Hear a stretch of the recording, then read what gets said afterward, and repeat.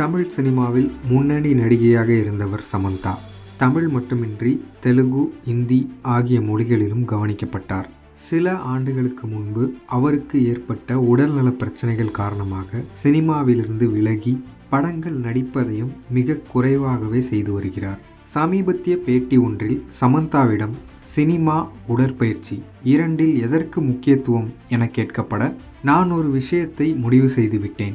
எனக்கு மிகவும் பிடித்து செய்யக்கூடிய விஷயங்களை மட்டுமே இனி செய்ய வேண்டும். அது சினிமாவாக இருந்தாலும் சரி, உடற்பயிற்சியாக இருந்தாலும் சரி. முன்பெல்லாம் நான் பல படங்களில், சீரீஸ்களில் நடித்திருக்கிறேன். ஆனால் அவை யாவும் என் மனதிற்கு நெருக்கமானவையா என்றால் இல்லை. ஆனால் நான் இப்போது செய்யும் ஒவ்வொரு படமும், முதலீடும் தயாரிக்கும் படங்களும் என் மனதிலிருந்து செய்பவை.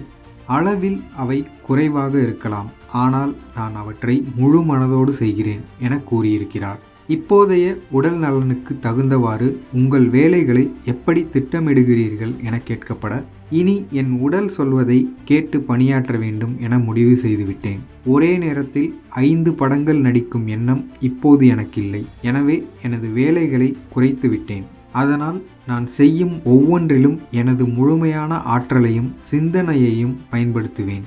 செய்ய வேண்டுமே என கடமைக்கு செய்ய மாட்டேன். எண்ணிக்கையில் இது குறையலாம், ஆனால் தரத்தில் எந்த குறையும் இருக்காது என கூறியுள்ளார் சமந்தா. சமந்தா நடிப்பில் கடந்த ஆண்டு சிட்டாடல் ஹனிபனி சீரிஸ் வெளியானது. கூடவே அவரின் ட்ராலாலா மூவி பிக்சர்ஸ் மூலம் தயாரித்த முதல் படம் சுபம் நல்ல வரவேற்பை பெற்றது.